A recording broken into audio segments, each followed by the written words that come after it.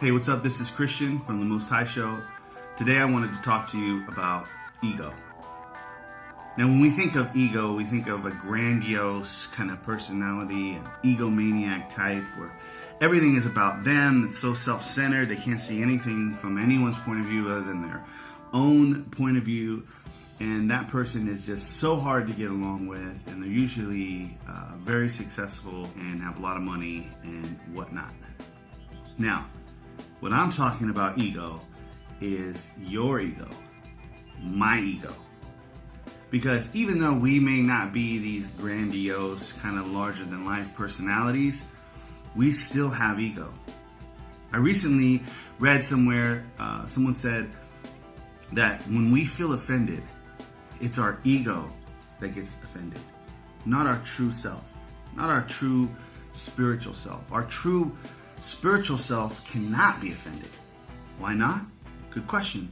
It's because our true spiritual self is connected to life itself. It's connected to the energy and the force of life. It's connected to the Creator. But the ego, on the other hand, does not like being undermined, does not like being put second.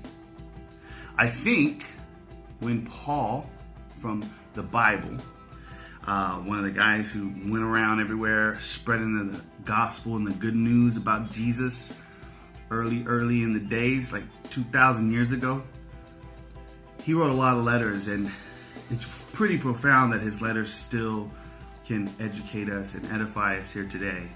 In one of his letters, he writes about the flesh, and he writes about sinful nature. And I've always kind of struggled with that portion of Christianity, this dualistic kind of person where I'm this very bad boy here, but then I'm this very good, whole, and complete boy here because of what Jesus did. This bad boy is all me. That's just me left by myself, and this is all because of Jesus. And I really struggled with that, especially with the term flesh and sinful nature, because those two terms really make me think about sexual desire, an appetite for food. It makes me think of carnality. It makes me think of things that my body wants. So I wonder if Paul were writing these letters today, if the word ego would have been his choice instead of flesh or sinful desire. Because we know that the ego is all about self. And we know that a lot of Jesus's teachings are all about others first.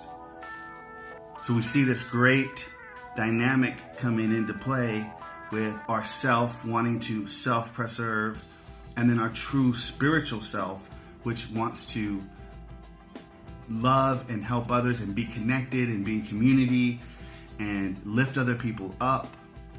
And so there's that war. Now for some people there's no war because their spiritual self is dead. They don't acknowledge it.